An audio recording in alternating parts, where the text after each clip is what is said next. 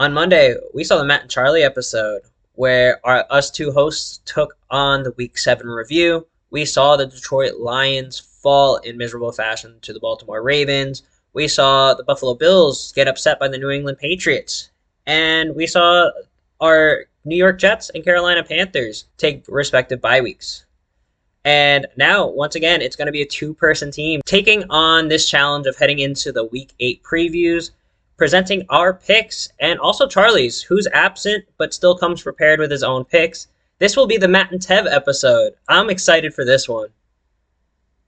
Yes, sir. I'm super excited to be back and to get this episode going. Missed you guys. Wishing Charlie and Zach well, but let's get this going, man. The Thev and Matt episode.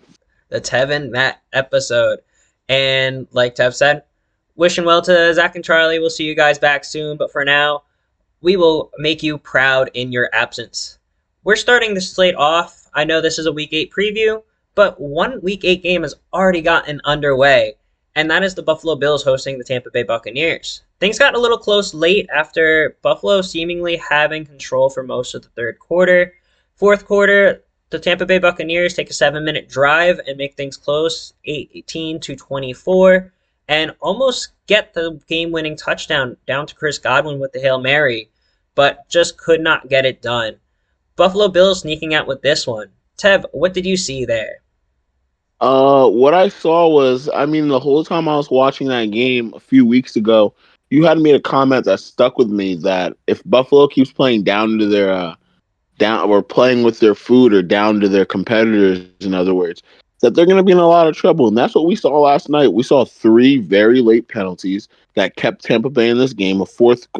Three fourth down penalties, actually. Two pass interferences and a face mask that kept Tampa Bay necessarily in this game late. We also saw it basically came down to Baker throwing a Hail Mary for the win. And even there was a penalty that wasn't called. So, like you said, yeah, it's great that they got their win. Josh Allen, 31 for 40, 324, two TDs and an interception. But when Baker Mayfield comes in town and almost knocks you off, that's something to say. That's something to talk about. Team-wise, you guys need to figure something out. But that was my main take from that game. This gun got a little too close for comfort yet again with the Buffalo Bills, who, credit to them, they did have a tough time starting games. They've only scored 10 points in the first half combined of their last three games. And I was thinking things would kind of turn into a runaway once we saw the third quarter touchdown and things come to a 2-score deficit. But that wasn't necessarily the case, despite the fact that the Bills had 17 first half points this game. Josh Allen had some ups and downs yet again. And while he spread the ball out a little bit more, it wasn't just to Stephon Diggs. It was Khalil Shakir. It was Gabe Davis. And it was Dalton Kincaid, the rookie. All getting over 60 yards receiving, respectively.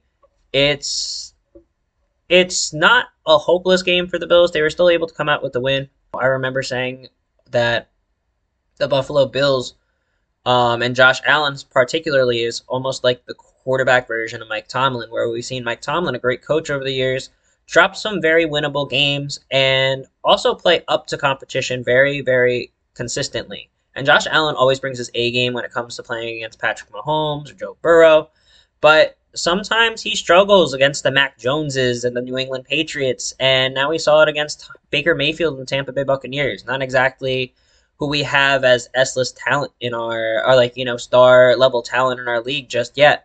So I'm with you here. I feel like things are getting relatively worrisome for the Bills, despite the fact that they advanced to 5-3.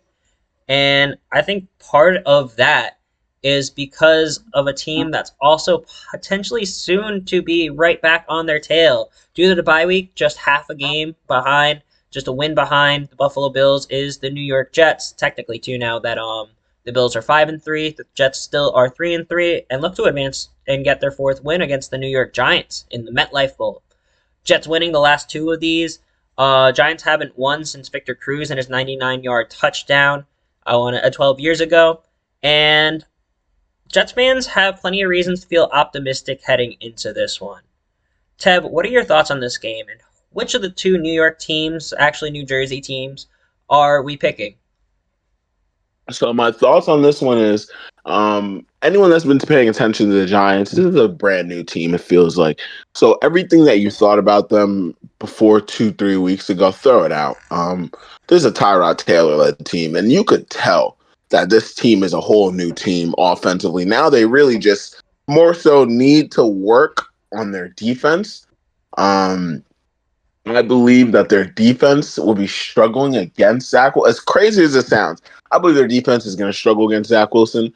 I feel like there's too many options for them to be worried about. That run game's pretty strong, even though they haven't used every piece of it yet. But that run game could be very strong and dangerous. I didn't even get started on Garrett Wilson yet. Garrett Wilson should be able to get loose against this Giants secondary, who has been playing pretty well against top guys, but I see him actually doing pretty well against them, possibly even 100 plus yards, depending on how Zach Wilson plays. And then the defense talks for itself. That defense beat that red hot Philly team, and gave them their first loss. So I believe the Jets are going to come out on top. However, it's not going to be an easy game. It's not going to be a pretty game, but I believe Tyrod Taylor is going to give them another run for. There's going to be another game where Tyrod Taylor is going to give the Jets a run for their money. Charlie did leave us also with a parting note last week that the Jets are going to beat the piss out of the Giants. So before I get into my take, I said I had Charlie's picks and I got to make sure I represent them. So Charlie does have the Jets taking this one in a big, big fashion against the Giants, really playing a very symbolic smackdown to become the true team of New York. I don't necessarily see it happening that way, though. Sorry, Charlie. While the Jets have won their last two, neither of these teams have been in their highest form over the past few years. So honestly, those two games don't mean much to me. The one that does is that game 12 years ago that I was at, where we saw Victor Cruz score that 99-yard touchdowns, and the Giants kind of lay a relatively embarrassing smackdown on the Jets. And I do very much want to make sure that's not the case heading into this week. I remember that train back on from MetLife Stadium that day with those very, very boastful Giants fans and being a very, very depressed, sad little Jets fan. And I want to make sure that I instill hope that I'm still taking the Jets to win, and I will. But I am a little bit more worried about how this one's going to come to fruition. Despite holding DeAndre Swift to a very modest outcome in the last time they played before their bye week in the win against the Eagles, the Jets have ranked within the bottom half of the league of rushing defense. They've been giving up a lot of yards. They've been sloppy on their tackling at times. And Saquon Barkley is getting healthier, back from a 2-game absence. And while he didn't top that 4.0 yards per carry mark against the Commanders, he did have a nice 34-yard touchdown where he looked very spry. And I'm definitely very worried about both offenses' abilities to make some fireworks in the passing game. Tyrod Taylor looked good against the Commanders last week, but Commanders, me and Charlie have always talked about their propensity for giving up yards, whether or not their pass defense looks good or not as a whole. We saw them give up over 300 yards to Desmond Ridder when he also threw 3 picks against them in the Commanders' win against the Falcons a couple weeks ago. So I think that Tyrod Taylor is going to have a much tougher time passing against this Jets team, and I just don't really see the Giants having enough firepower to get past the Jets, even with Saquon Barkley. They're going to have to ride Saquon Barkley hard in order to get this win out. I think that's definitely a possibility. I'm not far from calling this one a lock, especially on neutral field, especially when that neutral field is going to be painted blue. So this will feel a little bit like a home game for the Giants. But Zach Wilson has looked more mature, and while it pains me to say that I have to put faith in him in order for the Jets to succeed still, I'm a lot more willing to do it this year when he's showing maturity as opposed to last year when he was blaming his teammates for his losses and showing to be a lot less mature. So I feel like Zach Wilson has me on his side, maybe cautiously optimistically, I think is the way I'm going to view it. But without anything further said about the game, I'm taking the Jets. One more thing about the Jets I do want to highlight is I think this will be the last time we see two players wearing that green. Carl Lawson might not even suit up as he has been working with the Jets to find him a trade partner and was a prize free agent acquisition.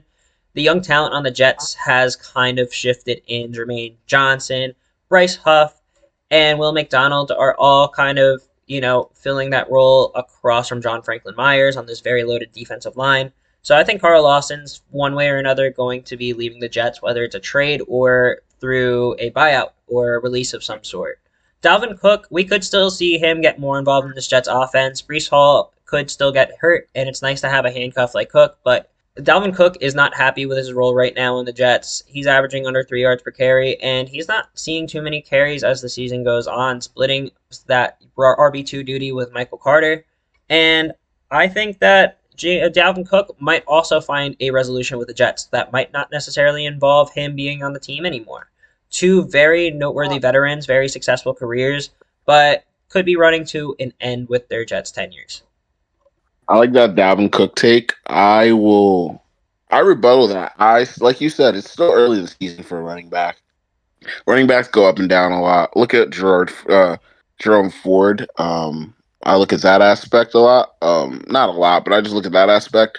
Young player playing well, then out of nowhere, just gets hurt, and now you're back to square one, looking back for a player. So I feel like he's gonna be able to get more touches if he just waits it out. Now, you bring up Jerome Ford, and we'll get to him later in the later slated games against the Seattle Seahawks. He's doubtful. Like I said, we'll touch on it more later and who might be getting the carries in his stead. But for now, I'll shift our focus to another running back who sat out most of week 7 with an injury, getting only about 10 snaps, and one carry for 3 yards was Bijan Robinson. Despite winning the game against the Tampa Bay Buccaneers in Tampa, we didn't see much of Bijan, and there were a lot of questions as to why.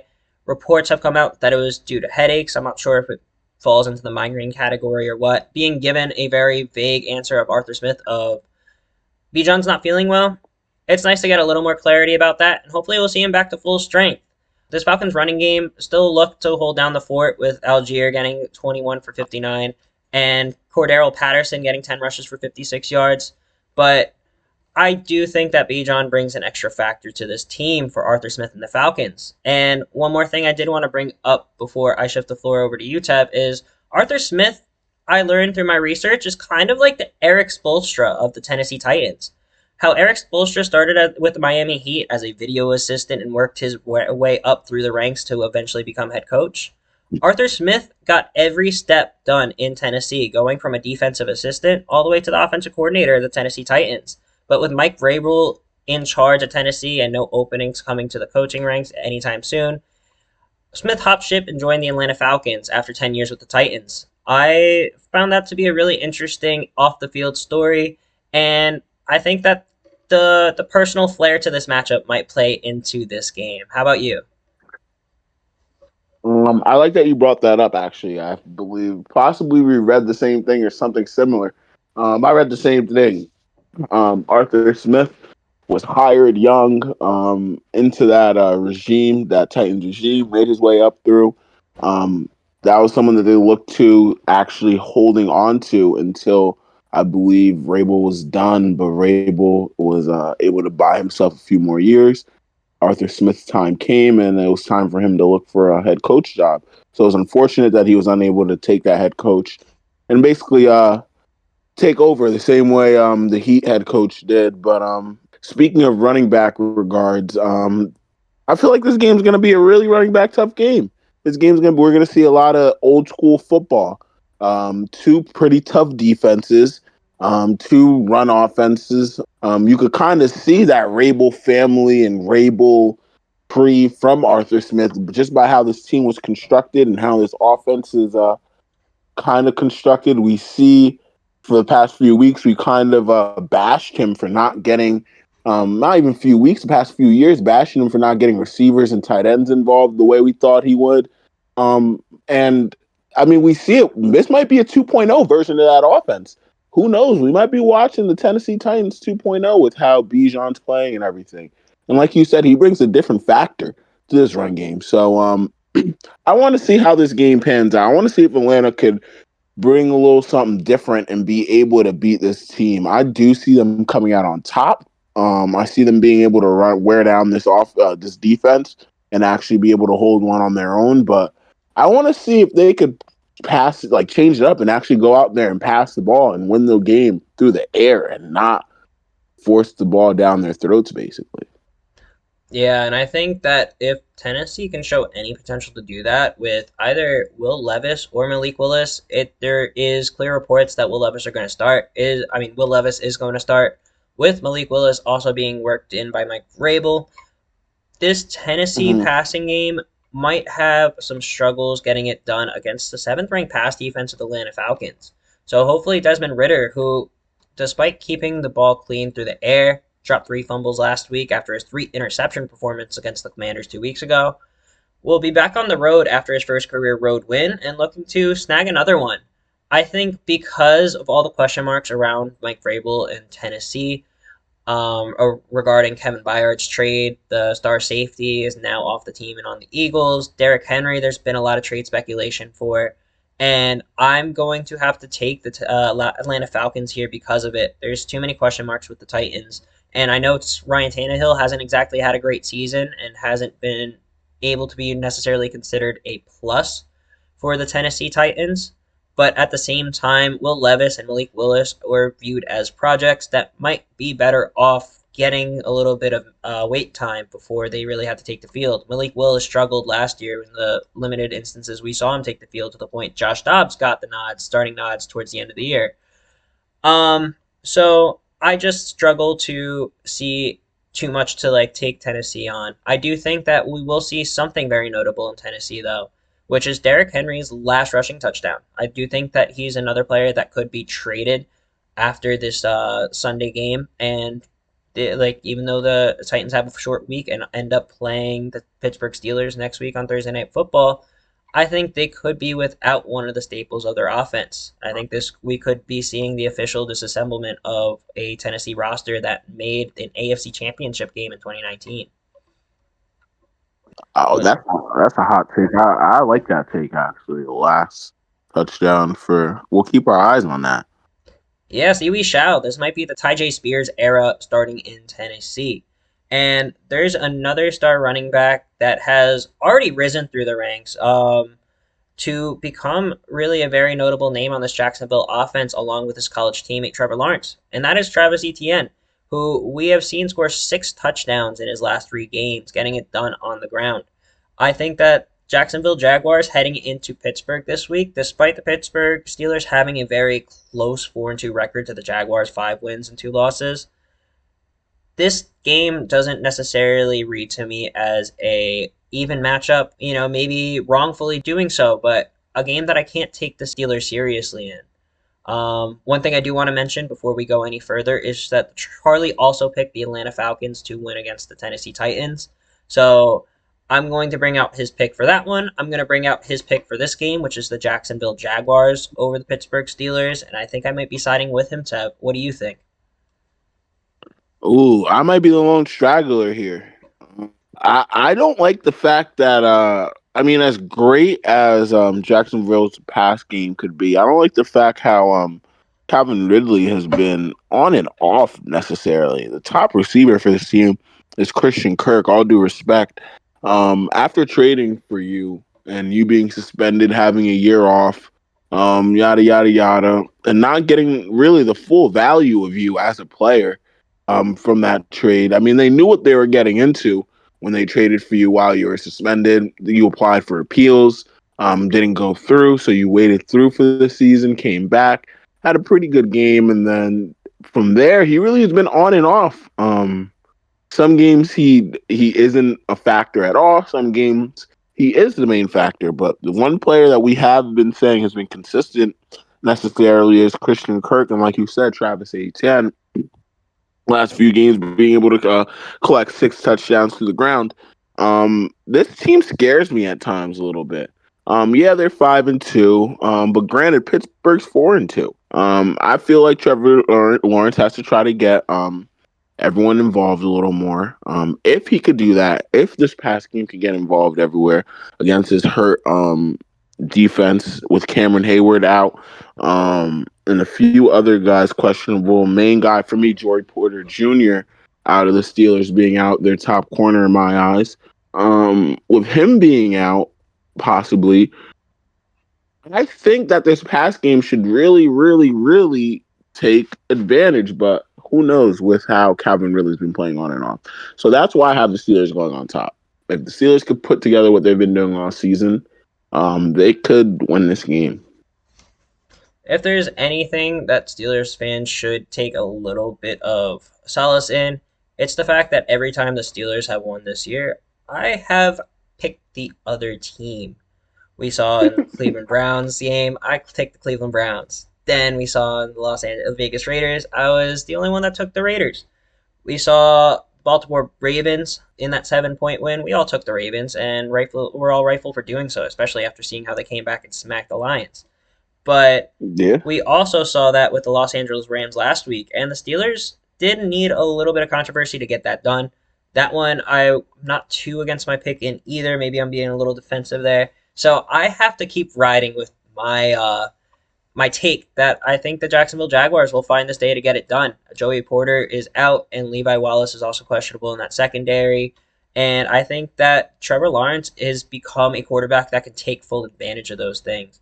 So even though Calvin Ridley might not be able to get the job done and Zay Jones might not be available on the day, Christian Kirk stepped up last week with a big touchdown in clutch time, despite also having a fumble. I think that Christian Kirk is just as much a wide receiver one, a bite of 1B, to Calvin Ridley's 1A whenever he's ready to step up and improve on his one catch performance from last week. So I do see this game being a Trevor Lawrence masterclass in a way. I do think that TJ Watt's going to get his. He's one of the best defensive players in the league. But I think that Trevor Lawrence is a good enough quarterback to navigate a well coached team like this Mike Tomlin Steelers. I'm going to bring us to another AFC South matchup where we're seeing the Houston Texans go into Carolina. And another very nice story I found was that CJ Stroud and Bryce Young are not playing their first game against each other in this highly anticipated matchup between first and second overall pick. They actually played against each other in the first time in eighth grade over in California, where Bryce Young's team took it to CJ Stroud's. They've maintained a very close friendship and have gone through this pre-draft process and post-draft process relatively together. And while their on-field results have looked relatively different from one another, one is 10th in quarterback rating while one is 29th and leading an 0-6 team, these two young stars are bound to have a few fireworks here this week while they play against each other. Am I right?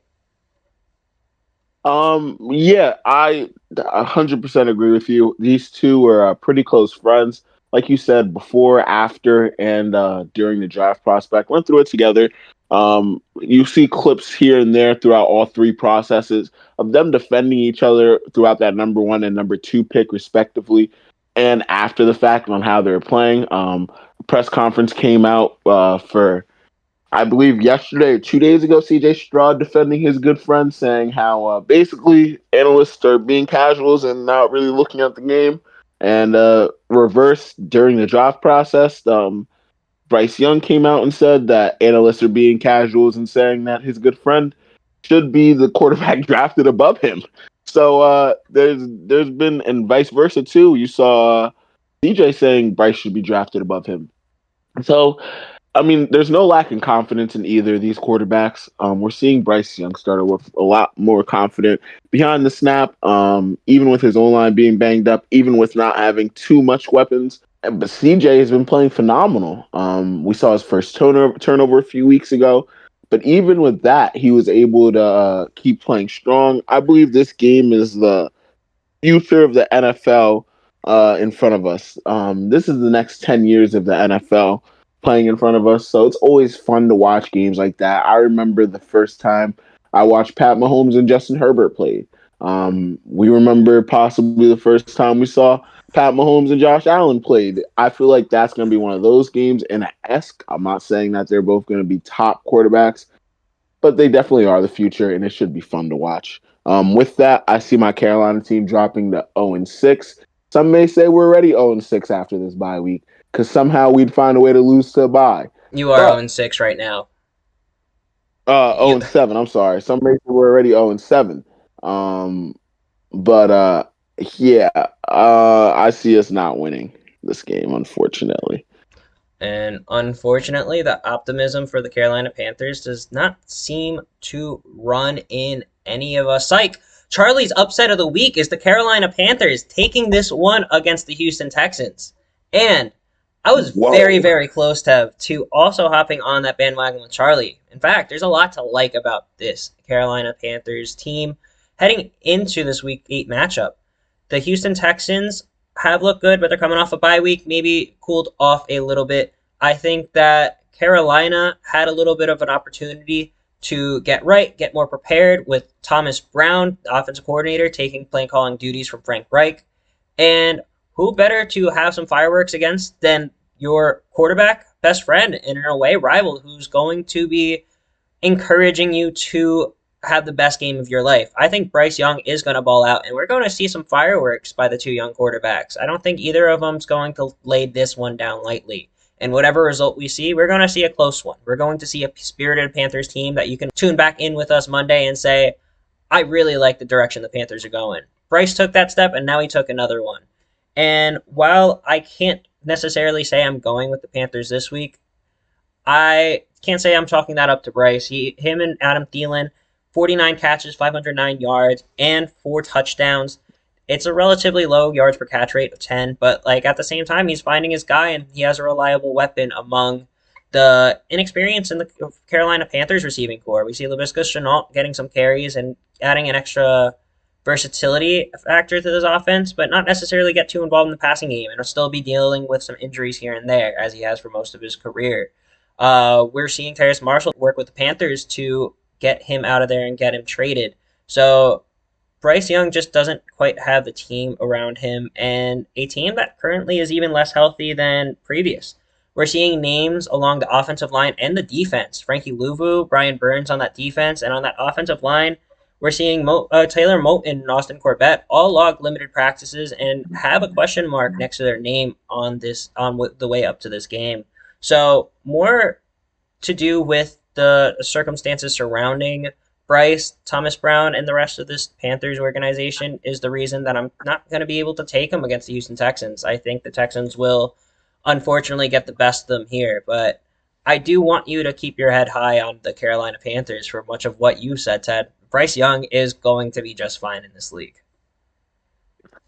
Yeah, it feels good hearing that from someone else because the last few weeks I feel like I've been a record respitting about this team, so it feels really good someone else seeing it. Hence why I spoke so little on it. But yeah, it feels good actually hearing someone else see it. I do want to mention, I do think that Will Anderson will probably make his way into the backfield for just the second time in his career for a sack. I think because this offensive line remains banged up for the Carolina Panthers, that we're going to see the third overall pick make his name felt among the first and second picks of the NFL draft as well.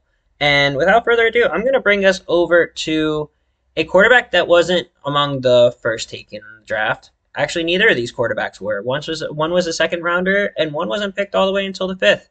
And we're seeing them play for already the second time in their young career.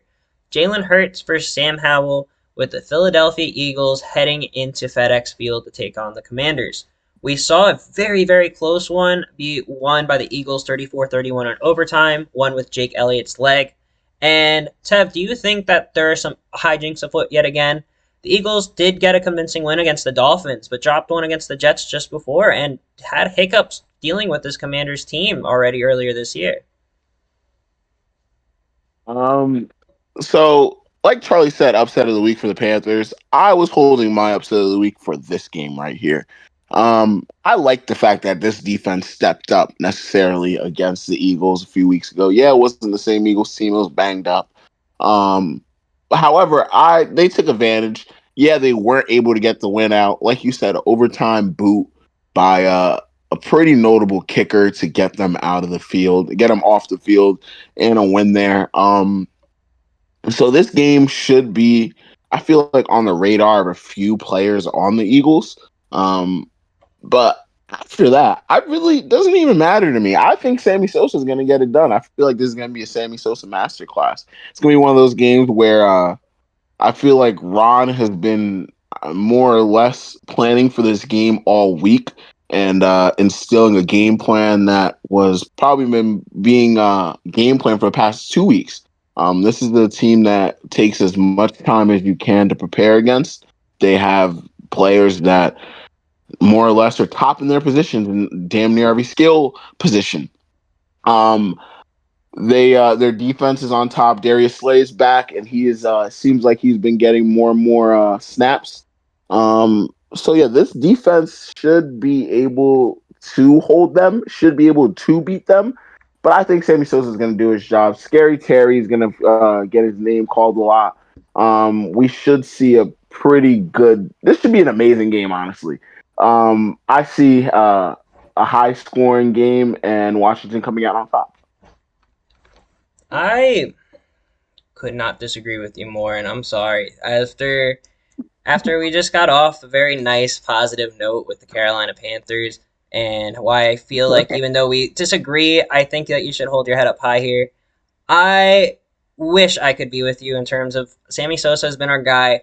He's done a lot that I've liked, and I think he has been among maybe even the top half of the top, like the NFL quarterbacks right now, especially if we're discounting his less than stellar pocket awareness. He's limited mistakes in other ways. He hasn't struggled too much with turnovers, and he fixed the ship last week after having a very very ugly first half with only 5 14 60 yards and a pick.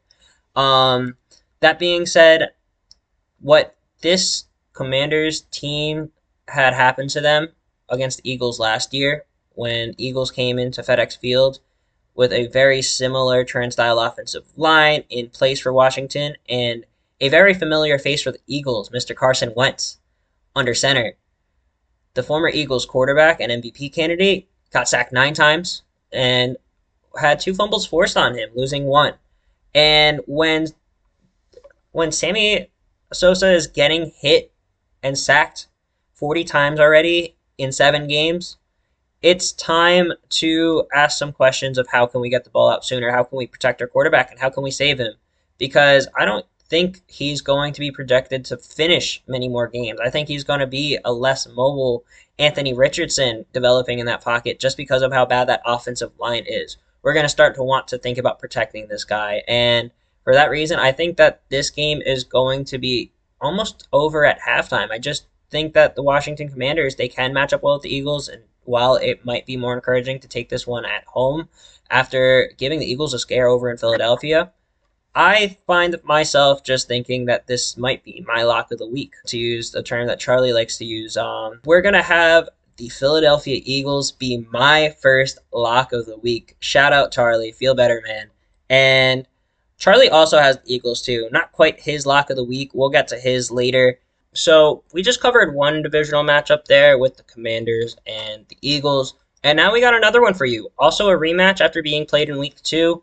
The Miami Dolphins took game 1 over the New England Patriots, and Tua hasn't dropped a game against Bill Belichick's squad, 5-0, and with a good chance to make it 6-0 with the New England Patriots coming off a big win against the Bills. Maybe they can stop the momentum of the Dolphins, who need to get right in their own right against after dropping one against the Eagles last week. So do we think that this will be a continuation of what we saw from last week of both teams, or more of what we've seen from the season beforehand? So Jalen Ramsey coming out and on Twitter and rebuking against all the speculations that he will definitely be playing on Sunday. He said it's more or less of how he feels. Yeah, it's out there. He might be able to play for the next 2 weeks, but it's more or less how he feels on game day. So with him being a game time decision, more or less him not playing, um, doesn't really change anything. This defense has still been playing pretty well. Like you said, there's a few things they do need to address. What they do need to address is when they do start slow, it feels like they're playing a lot of catch up and they're playing a lot of fuck it football. Excuse my language. But I believe that if they could come out with a game plan, it's not easy to hit your keynotes of your game plan off in the first quarter, but if they're able to keep a consistent pressure on New England and consistently be able to score at least a touchdown or a field goal or two each quarter, they should be able to beat this game. But more or less, this is Bill Belichick, and this is a divisional matchup for Bill Belichick. If it's one thing about Bill Belichick, he will try his hardest to win every single divisional matchup, even if he drops every game after that. Um, I see as much as I was saying about the Dolphins, I see the Patriots coming out on top. I see a coaching masterclass by Billy B, saving his job for yet another week. I'm not saying Mac Jones is going to go out there and throw for 250, 300 yards and win them the game, but I am saying whatever it takes for him to win. If he has to throw the ball 3 times, he's going to throw the ball 3 times. If he has to throw the ball 50 times, he's going to throw the ball 50 times. More or less, he's going to find a hole, he's going to expose it, and he's going to go and win this game. And that's my bold prediction for this week. One thing I'm a little worried about when it comes to the Dolphins right now is a little bit of their backfield health. Devin Achane, after taking this league by storm within his first few games, already having 7 touchdowns, he's on IR. Jeff Wilson's making his way back from injury and could still get involved after starting the season on the PUP list. But Raheem Mostert, who's taken over this backfield in the meantime and broke out for 18 rushes, 121 yards, including a 41-yard scamper against this same Patriots team in week 2. Was limited in practice earlier in the week. So I think that this could be a caveat to keep an eye out for. The Patriots defense is a top 10 unit, and the Dolphins, despite being first in every major offensive category in terms of first in offensive yards per game, rush yards per game, pass yards per game, and total scoring, it's crazy to think that, this Patriots team held them to just 24 points and held Tyreek Hill to just 40 yards last time they played. But without Christian Gonzalez, who got a pick in that game, available, I think that we will see the Dolphins take advantage of this Patriots secondary yet again. I think that Tyreek Hill, last time he matched up against J.C. Jackson, we started to see the demise of J.C. Jackson with the Los Angeles Chargers.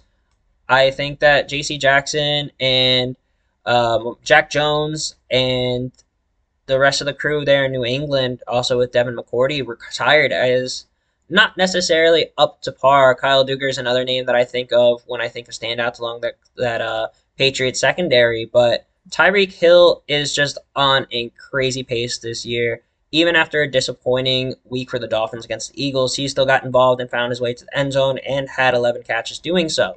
So I think that their game plan is going to stay the same no matter who's in the backfield running the ball. They'll get it done. McDaniel will find his way to keep that run game open and get it back open after they struggled to get it to find it against the Eagles. I don't think that the Patriots will have the same success against the Dolphins, and they're going to have to expend more resources to cover Tyreek Hill. I think he's going to make up for those yards that kept him away from a 100-yard game in week 2. Mm-hmm. He needed 60 more yards to get to that 100-yard game. So I'm giving him 160 yards this week. I'm giving him a season average of 100 yards against the New England Patriots. This is going to be one that boosts him back up in terms of not only Offensive Player of the Year talk, but MVP talk. I think Tyreek Hill is that guy this year. And for that, not only am I taking the Dolphins, but we also have Charlie taking the Dolphins. I don't know if that's his reasoning, but, it feels good to still have the solidarity. And there might be one more game that we will have to leave you a little bit alone on, and that would be the Los Angeles Rams taking on the Dallas Cowboys. Matt Stafford is a big Cowboys fan, grew up in Texas, Cowboys homer, same way that Aaron Donald is a Steelers homer and from Western Pennsylvania. It's interesting that we have the same storyline kind of setting up for the Los Angeles Rams. And one matchup we will not see, one revenge game, is the Brett Maher revenge game. After missing 3 kicks last week against Pittsburgh in their loss, he got cut, and we're not going to see him facing off against the team that he missed 4 extra points for in the playoffs last year. So, Tev, let's get into this. Who do you have taking the win this week, and why?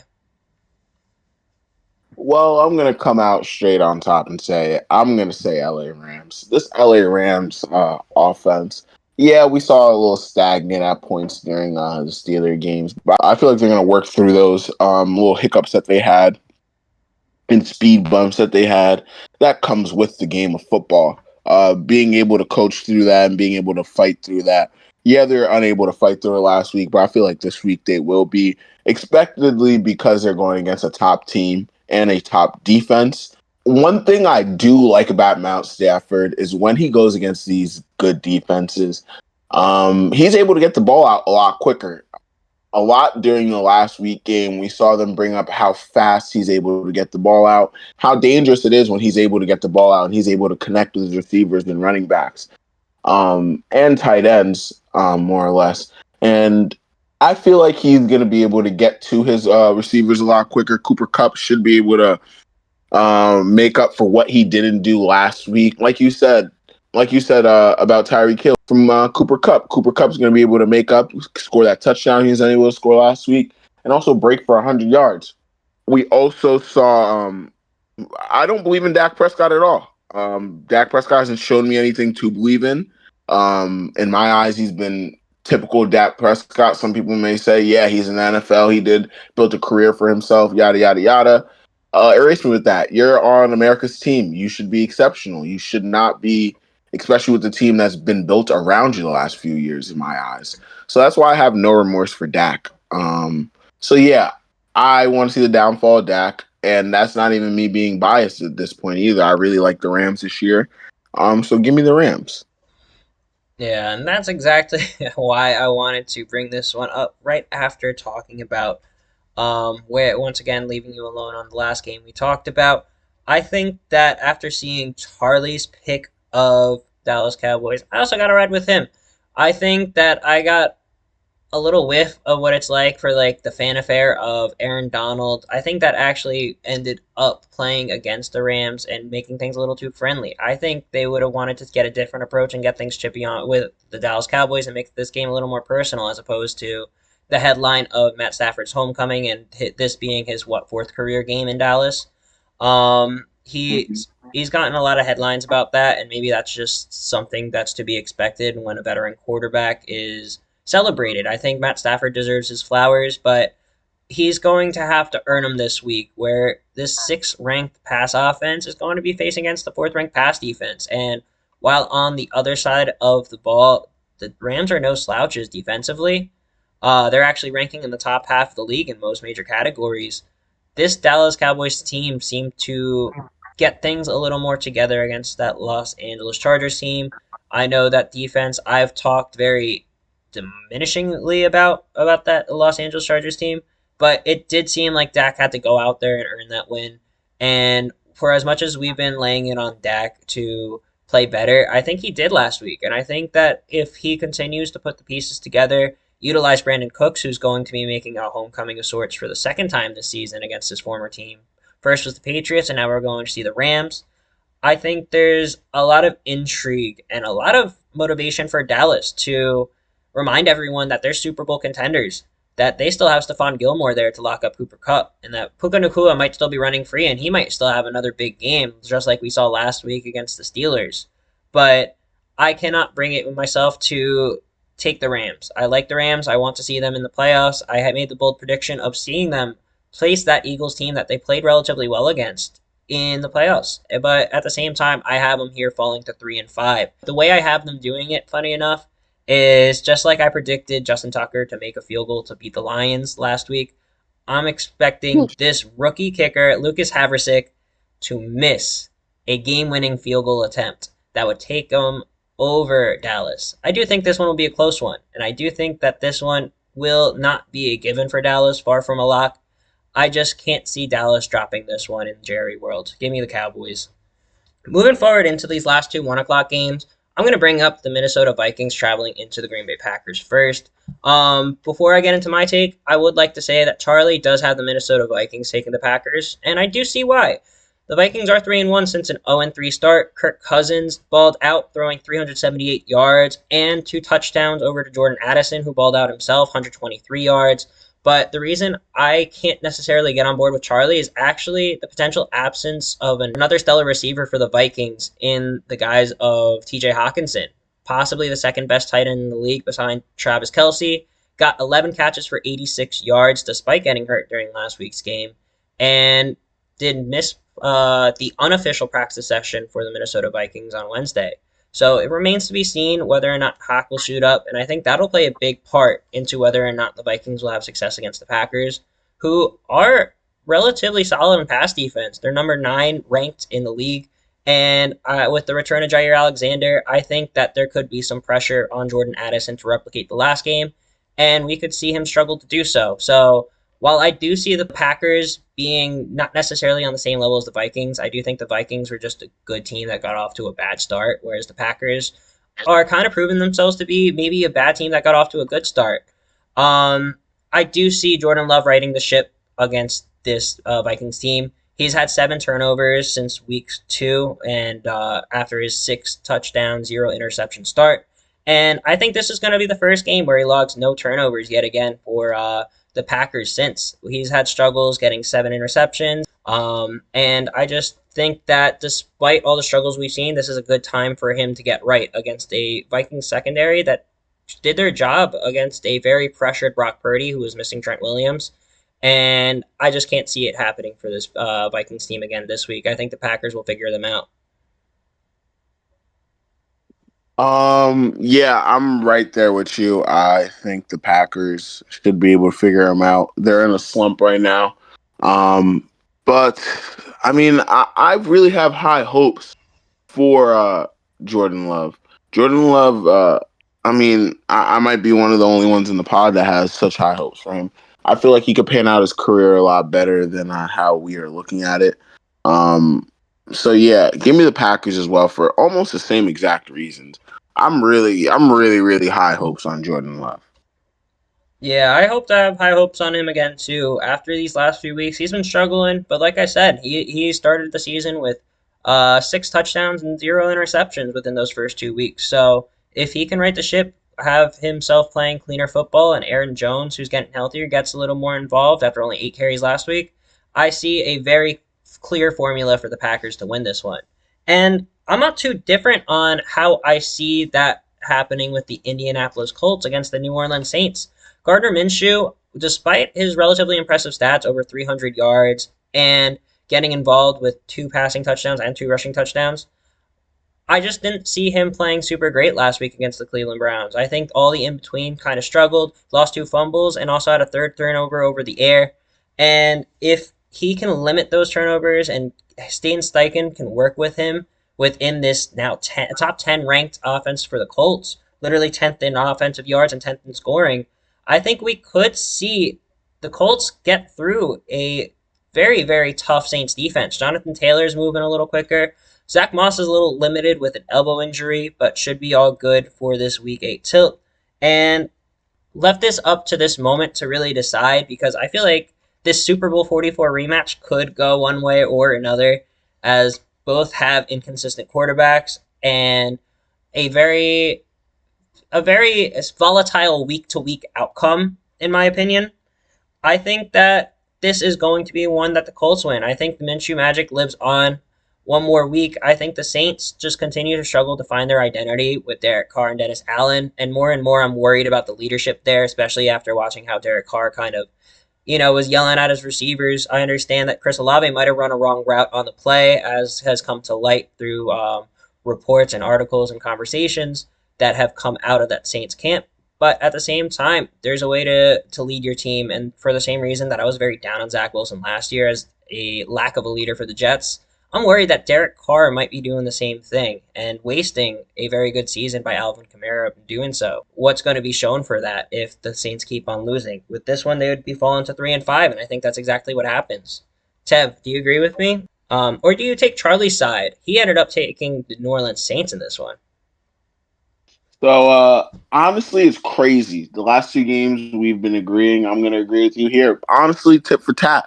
I'm more of a guy, like you said. The Zach Wilson stories shot out to me when he was unable to grasp that locker room. Looked like he was pointing fingers back and forth, vice versa. It looks like we're seeing the rumblings of that over here in New Orleans. We don't really see that from a veteran quarterback, but from the last few years, from Russell Wilson and now him on a new team, a similar situation, a good team, bad quarterback play. I mean, this team is a really good team. I hate to admit it. This team should be on top of our division. This team, more or less, before the rankings came out, they had them winning this division, this weak division. For them to run 3-4 and possibly even going 3-5 after my prediction as well, I think the Colts are going to come out on top. I think that it's going to be hard for them to come back from 3-5. I've been saying this for the past 3-4 weeks now. Start Jameis. Jameis looks like he has a grasp of this team a lot more. You see Jameis coming down on the sideline. There's a famous clip of him and Kamara having an exchange. Came out that he was actually telling Kamara on that following drive that he ran a wrong route when he got a first down. And like you said, wrong routes are being ran, accountability is being passed around here and there. And there's no one really to take the blame. And when times like that, your quarterback's the one that usually says, yo, the team playing bad, it's my fault, yada, yada, yada. When the quarterback isn't coming out and saying that, it kind of leaves us to speculate who is the person playing bad. Is it the front office? Or is it the quarterback play? In most cases, when they're saying that, it is usually the quarterback play. Yeah, I mean, I feel like they're trying to cover up for Derek Carr because they signed him, went out and got him out of their own expense, and they did their own thing. But yeah, while they're grasping for straws, more or less, the front office, I want to say the Colts are going to take advantage of that, and the Colts are going to win. And I'm glad that, the world has been righted. Me and Tev are on the same side, and Charlie is the lone wolf. So I'm sure he'll give us an earful for that when he's back on the pod Monday. But for now, we can soldier on and continue our little party, and hopefully we can keep this up. We see here that Charlie does have the Seattle Seahawks winning against the Cleveland Browns. And while you guys were talking about upsets of the week earlier in the week, earlier in the episode, in terms of the Panthers and the Commanders, this is going to be my upset of the week. I know that PJ Walker has only completed 33 of his 66 passes, hasn't found the end zone through the air, has 3 picks and a 48 passer rating, and it's been ugly when the Cleveland Browns have tried to pass the ball. I know that Jerome Ford is doubtful, and I know that Kareem Hunt, Marquise Goodwin, and David Njoku are all on the injury report as well. So, why am I taking the Cleveland Browns here against the Seattle Seahawks? Defense is fine. That defense now doesn't have to worry about Greg Newsome, who was questionable last week. Still has Myles Garrett, who was responsible for a defensive touchdown in his own right with forcing a fumble on Gardner Minshew in the end zone. I think that this Cleveland Browns team, who's ranked first defensively in the league, is going to take it to Geno Smith. Smith has had some issues within the last 4 weeks, 4 touchdowns, 4 interceptions, and despite some big throws against the Arizona Cardinals with 5 of 20-plus yards, once again, the in-between, just as I was saying with Minshew, was not as pretty. It just feels like the Seahawks team isn't operating as smoothly, and they're going to also be down one Kenneth Walker, who carried the ball 25 times last week for them. If they can't find a proper replacement for Walker in the place of DJ Dallas or Zach Charbonnet, who also missed last week's game, we could see the Seattle Seahawks get into trouble offensively. I think this could be one that the Browns really hold Seattle to a single-digit amount of points. So for that, I will once again be going against Charlie here. I'm going to be taking the Cleveland Browns. Tev, come join me. The world is back to its own order because I am right there with you. This is going to be game of the week in my eyes. But yeah, for more or less the same reason. It's crazy. You make it easier for me. I don't got to speak as much. Seahawks have more or less their own problems as a 4-2 team. Like you said, as much as he did have those deep passes and did get his stats back against the Cardinals, he's been struggling the last few weeks, Geno Smith. And like you said, I feel like this pass rush is going to be able to send enough pressure, even if it's not Myles Garrett. This defensive line, he brings so much pressure and so much attention to your offensive line, where other guys that end up rotating in might be able to do something and actually get to the quarterback. This run game more or less is going to have to step up to be able to get past this line of scrimmage because they're not going to be able to have time to get that ball out to get those 20-yard grabs. So yeah, give me the Seahawks losing in a very pitiful way. I'm glad that we're together once again. This makes 3 in a row. And I would love to see it continue into 4. This one will be with the help of Charlie because both Charlie and I have the Kansas City Chiefs continuing their win streak against the Denver Broncos. The Broncos have not beat the Chiefs since Peyton Manning was around, since they were on their way to a Super Bowl 50 win against the Carolina Panthers. And in that time, they've also gotten relatively bad, the Broncos, at closing out games after leading at halftime. Their win against the Packers was their first win of the sort after 10 straight losses of leading at halftime, which you want to do if you're, going to win a football game under most scenarios. But for the Broncos, apparently not. So some weird stats that I did find were that Mahomes and Wilson did have a very close passer rating to one another. One has 101.0 and one has 99.0. Both have relatively good touchdown interception ratios. And I just see some on stats comparisons and similarities that I just don't necessarily see translating on the field. We've seen Patrick Mahomes get a lot of that done through short ball game, and just recently against the Chargers, open up the deep ball. First touchdown of over 20 plus air yards to Marquez Valdez-Scantling last week, and I think that they open up this Broncos defense once again. Jordan Love and the Packers might have struggled with them, but I just don't see Patrick Mahomes struggling against a Broncos defense that's looking to potentially blow things up. Rumored to be shopping even Pat Surtain, their best player, and probably if anyone's going to be a franchise cornerstone for them, it would be Surtain. But with Broncos kind of in a state of disarray, I can't see them ending this 16-game losing streak against Kansas City. Make it 17 for me. Give me the Chiefs. A few weeks ago, I talked about this. I said the Chiefs' defense is shocking everyone more or less, even with Nick Bolton out, their middle linebacker, who's been playing pretty well this season, been holding down that middle of the field, been able to get to the to run stop pretty well. Even with him being out, I see them actually winning this game with quite ease. Like you said, this is going to be more or less during streaks of the game where we're going to see Pat Mahomes drive down the field, not more or less score a touchdown every drive, but it's going to be one of those games where he's going to have pressure to score almost every drive. And it sucks to say that, but this team is that good. Like, it's that much of a lopside, I feel like. We have a team that on both ends of the ball really at their full form. They only have room to get better. So I don't even need to speak on this much. Honestly, I feel like they're 6-1 team. I don't see them dropping this game on the road. Give me the Chiefs. Look at that. Finally, a perfect sweep. And it feels good. Maybe we can keep it going. There are only 3 games really left to cover here. And we're going to get to them in relatively fast fashion as we wrap up here today at the end of our SRTF podcast. And we're going to start that off with the Cincinnati Bengals taking on the San Francisco 49ers. I see, once again, another loss happening for the 49ers. It would be a good opportunity for a get-right game. They have dropped 2 in a row after stomping the Cowboys in embarrassing fashion. And I think they are a great team and ultimately the team that's going to come out of the NFC with the chance to win the Super Bowl. I think that they are the NFC champions this year. But that can't happen with Deebo Samuel out, Christian McCaffrey losing a fumble last week. Hopefully will look better after the Blake injury, but struggling last week. And leaving Brock Purdy in concussion protocol also currently this week doesn't look good for the 49ers. There's just too many moving pieces. Trent Williams along the offensive line, he's questionable.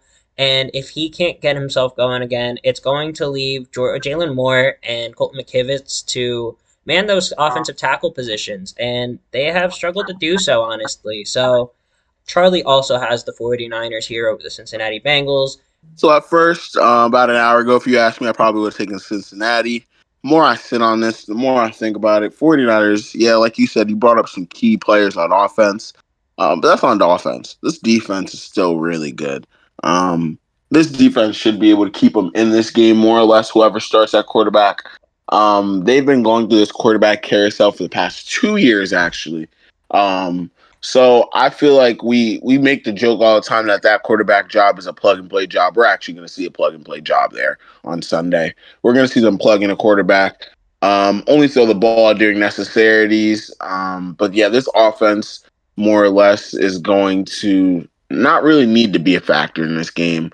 It's just going to be a score some points so we can actually win and keep our defense off the field because they are going to be working their tails off to win us this game. Yeah, I don't think Sam Darnold will be ready unless, like, if we were talking about a fully oiled, like, Purdy was the only piece out, Darnold would do an admirable job, I think. But in reality, this isn't the 49ers team that's been getting it done for most of the season. This is a team that's kind of hurt. It's not able to physically be what it wants to be because of the limitations it has through injury. And on the other side of the ball, I see things like Nick Bosa, who only has 2.5 sacks this year. Joe Burrow is warming up. He's finally fully back from injury, and he's finding Jamar Chase more than ever. Over 400 yards in his last 3 games before Cincinnati's bye last week. And taking the Cincinnati Bengals for the question marks that we have on the San Francisco 49ers. Despite Charlie taking the 49ers, I really think that Joe Burrow is warming up. I think Jamar Chase is going to get involved. And if Nick Bosa can't take advantage of Orlando Brown potentially being out on the Bengals offensive side, I do think that this is a perfect storm for the Bengals to come into San Fran and take a win home with them.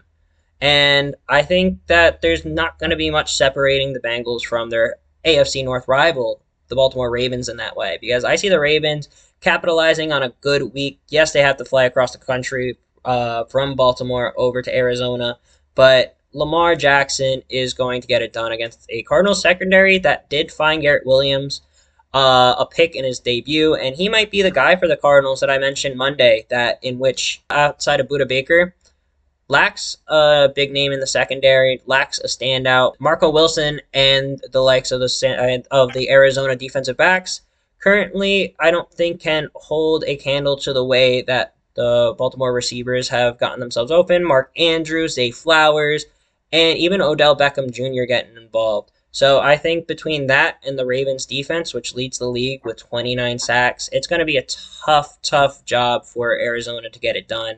Josh Dobbs has started to sputter out the gate, 6 touchdowns, 7 turnovers, 4 of those being fumbles lost, and just an overall drop to his quality of play. And I just can't see myself being as optimistic on the Cardinals as I was earlier in the season. Yeah, I mean, I said this about a month ago.